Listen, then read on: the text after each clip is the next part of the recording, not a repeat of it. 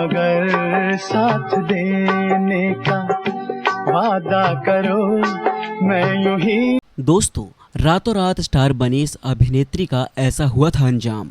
मौत के बाद ठेले पर ले जाया गया था शव। आखिरी वक्त में प्रोस्टिट्यूट बन गई थी ये एक्ट्रेस। ठेले से शमशान तक पहुंचाई गई थी उनकी लाश। तो दोस्तों, बने रहिए इस वीडियो के अंत तक, और आपने अभी तक चैनल को सब्सक्राइब नहीं किया है तो जल्दी से सब्सक्राइब करें और बेल आइकन दबाना बिल्कुल ना भूलें। मैं हूं आपका होस्ट और दोस्त आलोक। आप देख रहे हैं लेमन जूस कैंडी।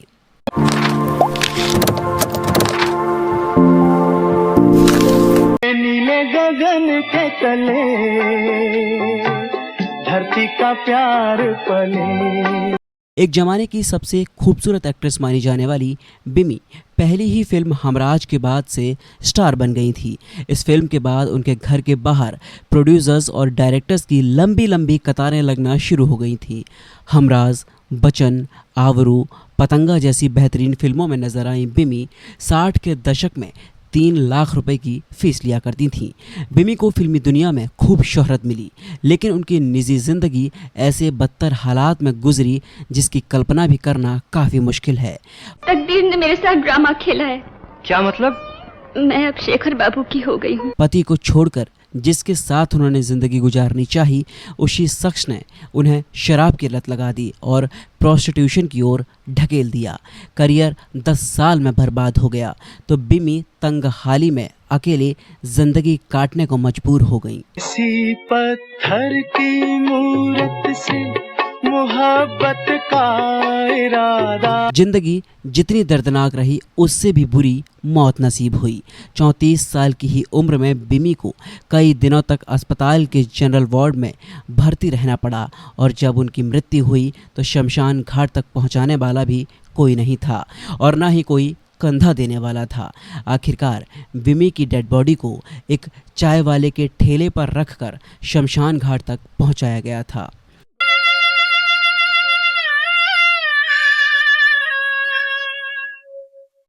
मीना, ऐसे भी कोई मरता है? पति की मदद से वो फिल्मों में आई थीं। बिमी का जन्म आज़ादी की लड़ाई के माहौल में 1943 को जालंधर यानी पंजाब में हुआ था। कम उम्र में ही बिमी की शादी उस जमाने के मशहूर इंडस्ट्रियलिस्ट के बेटे शिव अग्रवाल से हो गई थी। बिमी के पेरेंट्स इनकी शादी के खिलाफ थे। तुम इतनी आजाद हो गई, सब कुछ अपने आप कर लिया। आजादी का ये मतलब है अपनों को अपना और बड़ों को बड़ा ना समझा जाए, घर की इज्जत का ख्याल न रखा जाए। इस शादी से बिमी को 2 बच्चे हुए। कोलकाता में पति के साथ एक पार्टी में पहुंची बिमी की मुलाकात म्यूजिक डायरेक्टर रवि से हुई थी। रवि बिमी की खूबसूरती के कायल हो चुके थे। मोहब्बत नाम है और दिल जलों के दिल में रहते हैं। हमें ना भूलना, हम भी उसी महफिल में रहते हैं। My foot my heart. Ravi ने बिमी से कहा कि आप फिल्मों में काम क्यों नहीं करती। जवाब मिला, मैं 2 बच्चों की मां ठहरी, मुझे फिल्मों में आखिर काम कौन देगा। रवि ने बिमी और उनके पति शिव को मुंबई आने का न्योता दिया और उनकी मुलाकात वी.आर. चोपड़ा से करवाने का वादा किया, और हुआ भी ऐसा ही। यही वी.आर. चोपड़ा ने इन्हें पहली फिल्म हमराज का ऑफर दे डाला। घटा में छुप के सितारे फना नहीं होते। ससुराल वाले नहीं चाहते थे कि बिमी को फिल्मों में काम मिले, लेकिन इनके पति का सपोर्ट बिमी को मिलता रहा। शिव ने अपने माता पिता का साथ छोड़ दिया तो उन्हें जायदाद से बेदखल कर दिया गया। अब घर चलाने की पूरी जिम्मेदारी बिमी के कंधों पर आ चुकी थी। राजेश, मैं तुम्हें कैसे समझाऊं, ये सब किस तरह हो गया। 1967 में रिलीज हुई उनकी पहली फिल्म हमराज से बिमी ने हिंदी सिनेमा में कदम रखा। फिल्म में राजकुमार, सुनील दत्त और मुमताज़ लीड रोल में थे, लेकिन ज़्यादातर लोगों की नज़रें बिमी की खूबसूरती पर ही टिकी रहीं। थोड़ा रुक जाएगी तो तेरा क्या जाएगा, नैन भर के देख लेंगे चैन आ जाएगा। पहली फिल्म के बाद ही बिमी को साइन करने के लिए घर के बाहर लंबी लंबी कतारें डायरेक्टर्स और प्रोड्यूसर की लाइनें लगना शुरू हो चुकी थी। हमराज के बाद बिमी ने अशोक कुमार, निरूपा रॉय के साथ आवरू, पृथ्वीराज कपूर के साथ नानक नाम जहाज़ है, शशि कपूर के साथ पतंगा और वचन जैसी फिल्मों को अंजाम दिया। बिमी जया बच्चन और धर्मेंद्र स्टार गुड्डी में भी छोटी सी भूमिका में नजर आई थी। उस जमाने में बिमी को हर फिल्म के लिए 3 लाख रुपए मिलते थे। हमराज की फिल्म के बाद बिमी एक स्टार बन गई थी। इनके पास कई बड़े ऑफर थे, सपोर्ट करने वाला पति था, शोहरत थी और लाखों चाहने वाले थे। जो दिल की धड़कने समझे न आँखों की जुबान। लेकिन जल्द ही बिमी को न जाने किसकी नज़र लग गई। बी.आर. चोपड़ा के साथ फिल्म इंडस्ट्री में काम करने वाली बिमी ने उनके साथ 3 फिल्मों का कॉन्ट्रैक्ट साइन किया था। इस समय तक पति शिव बिमी के सेक्रेटरी बनकर उनकी फिल्मों में हस्तक्षेप करने लगे थे। बिमी को कई फिल्मों के ऑफर मिल रहे थे, लेकिन बी.आर. चोपड़ा के कॉन्ट्रैक्ट के चलते वो फिल्में साइन नहीं कर पा रही थी। कॉन्ट्रैक्ट खत्म होने के लिए बिमी और शिव बी.आर. चोपड़ा को परेशान करने लगे थे। बिमी को उस समय बी.आर. चोपड़ा की फिल्म की शूटिंग करनी थी, लेकिन आखिरी समय पर उन्होंने ये कहते हुए इनकार कर दिया कि वो आउटडोर शूट नहीं करेंगी। बी.आर. चोपड़ा तुरंत फ्लाइट से उनके घर पहुंच गए। दोनों में जमकर बहस हुई और आखिरकार बी.आर. चोपड़ा ने उनके साथ अपना कॉन्ट्रैक्ट खत्म कर उन्हें आज़ाद कर दिया। नीले गगन के तले धरती का प्यार पले। बिमी कुल 10 फिल्मों में नजर आईं, जिसमें से ज़्यादातर फिल्में फ्लॉप ही रहीं। पहली फिल्म के बाद उन्हें कई ऑफर तो मिले, लेकिन चंद फ्लॉप फिल्मों के बाद प्रोड्यूसर्स ने उनके सर से अपने हाथ पीछे खींच लिए। फिल्म मिलना बंद होने लगी और देखते ही देखते सारी जमा पूंजी भी लगभग खत्म होने लगी। फिल्म से निराशा मिली तो बिमी ने कोलकाता में बिमी टेक्सटाइल कंपनी खोली, लेकिन ये भी कर्जे में डूब गई।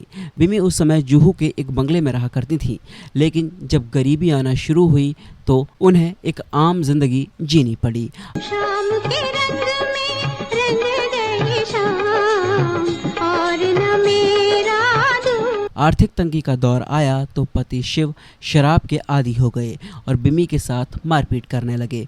शिव बिमी के छोटे प्रोड्यूसर्स के साथ मामूली काम करने का दबाव बनाया करते थे। पति से रिश्ते खराब होने के चलते इस समय बिमी को फिल्म प्रोड्यूसर जॉली से प्यार हुआ। बिमी अपने पति को छोड़कर जॉली के साथ रहने लगी। मेहरबानी करके राजेश की बात न कीजिए।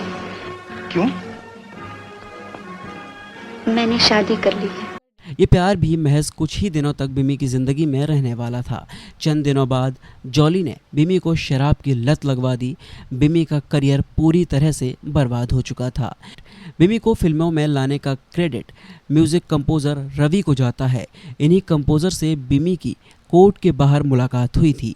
बिमी के पति से तलाक के मुकदमे के चलते कोर्ट पहुंची थी। इस समय बिमी पूरी तरह नशे में डूबी हुई थी और उनके साथ उनके प्रेमी जॉली भी मौजूद थे। जैसे ही बिमी ने रवि को देखा तो रोते हुए शिकायत की और अपनी आपबीती सुनाने लगी। जिन्हें हम भूलना चाहें। रवि ने उन्हें दिलासा दिया कि वो उनके पति शिव से बात करेंगे। रवि इस मुलाकात के बाद म्यूजिक कॉन्सर्ट के वर्ल्ड टूर पर निकल गए। जब वो वापस आए तब तक बहुत देर हो चुकी थी और विमी इस दुनिया को अलविदा कह चुकी थी। खबरें ये भी रही कि जॉली विमी को काम दिलाने के नाम पर दूसरे प्रोड्यूसर्स के साथ सोने पर मजबूर तक करते थे। प्यार की मोहताज हो चुकी बिमी उनकी बातें मानने लगी और प्रोड्यूसर से मिलने लगी थी। बिमी के करीबी दोस्त कृष्ण भी इस बात की पुष्टि करते थे कि वो प्रोड्यूसर से मिलने अलग अलग होटल में जाने लगी थी और प्रोस्टिट्यूशन का हिस्सा बन चुकी थी। इन सब के बावजूद जॉली बिमी को टॉर्चर करते रहे। बिमी ने जॉली से सारे रिश्ते ख़त्म कर दिए, लेकिन तब तक वो शराब की आदी हो चुकी थी और यही शराब की लत उनकी मृत्यु का कारण बनी। करियर, बिजनेस सब कुछ बर्बाद हो चुका था। बिमी लाइमलाइट से एकदम दूर हो गई थी और अकेलेपन में ज़िंदगी बिताने के लिए मजबूर थी। कुछ नहीं बेटे, चलो तुम्हें छोड़ा। महज 34 साल की उम्र में बिमी का लीवर पूरी तरह से खराब हो चुका था। बीमारी का इलाज करवाने के लिए पैसे भी नहीं थे। जैसे तैसे जॉली ने इन्हें मुंबई के नानावती अस्पताल के जनरल वार्ड में भर्ती कराया, जहां 22 अगस्त 1977 को बिमी की मौत हो गई। अस्पताल में भर्ती बिमी की किसी भी परिवार के सदस्य या दोस्त ने खबर नहीं ली।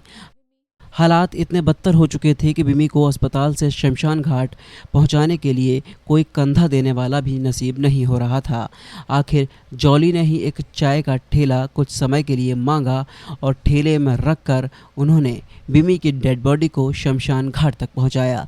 मौत की खबर मिली तो सिर्फ 9 लोग अंतिम संस्कार में पहुंचे, जिसमें से प्रोड्यूसर तेजनाथ जार SD नारंग के भाई भी मौजूद थे।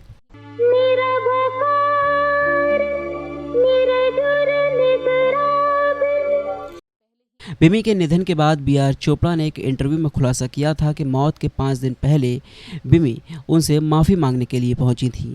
बिमी काफ़ी नशे में थी और उनके शरीर से सस्ती शराब की बदबू भी आ रही थी। गौर किया तो देखा कि बिमी के हाथ और शरीर पर गहरी चोटों के भी निशान थे। उस समय बिमी काफ़ी परेशान लग रही थी। बिमी के करीबी दोस्त कृष्ण ने बिमी की मौत को उनके लिए पेन रिलीवर बताया। उनका कहना था कि जिस दर्दनाक हालत में बिमी ने ज़िंदगी गुजारी, उससे कई गुना ज़्यादा बेहतर उनके लिए मौत थी।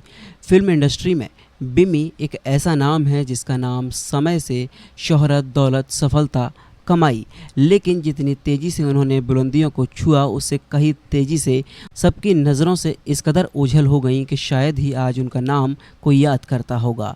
एक समय था जब बॉलीवुड के गलियारों में बिमी इस कदर छाई हुई थी कि हर कोई उनकी एक झलक पाने के लिए बेकरार था। हर कोई उनके साथ काम करना चाहता था। ऐसे ही जग में आती हैं सुबहें, ऐसे ही शाम ढले। एक समय ऐसा भी था जब बिमी बॉलीवुड की डिमांडिंग हीरोइन बन चुकी थी। बिमी ने उस समय सुपरस्टार सुनील दत्त, शशि कपूर, राज कपूर के साथ काम किया। बिमी के लिए स्टारडम सिर्फ 4 दिन की चांदनी बनकर रह गया और फिर चला गया। BR चोपड़ा की suspense thriller film Hamraaz super duper hit साबित हुई। इस फिल्म में बिमी के अपोजिट थे उस समय के मशहूर सुपरस्टार सुनील दत्त, राजकुमार और बलराज सहनी। इस फिल्म के सभी गाने सुपरहिट रहे। इस फिल्म के लिए नेशनल बेस्ट फीचर फिल्म का भी अवार्ड मिला था। न मुँह छुपा के जियो और न सर झुका के जियो। दरअसल हुआ यूं कि फिल्म हमराज के लिए BR चोपड़ा प्लानिंग कर रहे थे कि ऐसे नए चेहरे की जो बिल्कुल यूनिक और दिलकश हो।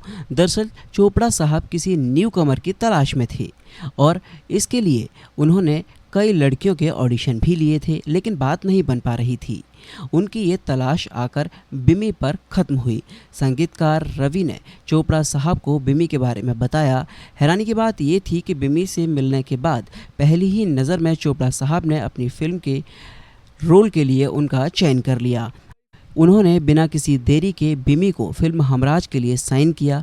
फिल्म हमराज बिमी के करियर के लिए मील का पत्थर साबित हुई और वो देखते ही देखते रातों रात एक सुपरस्टार बन गई।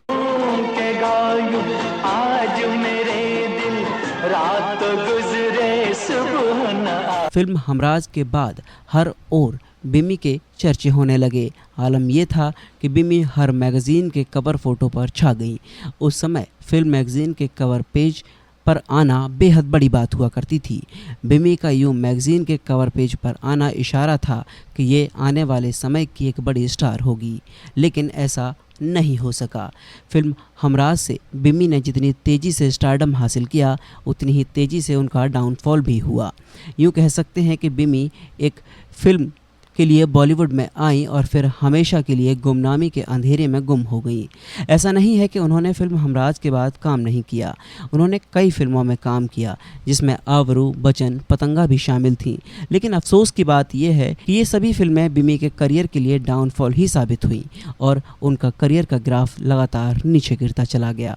जिन्हें हम भूलना चाहें वो शराब की लत उन्हें जिंदगी के अंत की ओर ले आई। 1943 में पंजाबी परिवार में जन्मी बिमी सिर्फ 34 साल की उम्र में उस दुनिया को हमेशा के लिए अलविदा कह गईं। आलम तो ये था कि उनकी मौत के समय उनके पास कोई भी मौजूद नहीं था, न उनके पति, न बच्चे और न ही परिवार का कोई और सदस्य।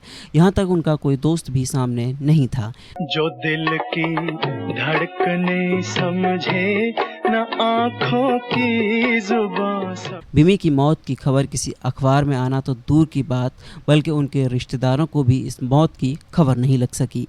उनके मृत शरीर को एक ठेले पर ले जाया गया। दोस्तों, उम्मीद है कि आपको ये स्टोरी पसंद आई होगी। इस तरह की तमाम स्टोरीज़ के लिए चैनल को सब्सक्राइब करें और बेल आइकन दबाना बिल्कुल ना भूलें।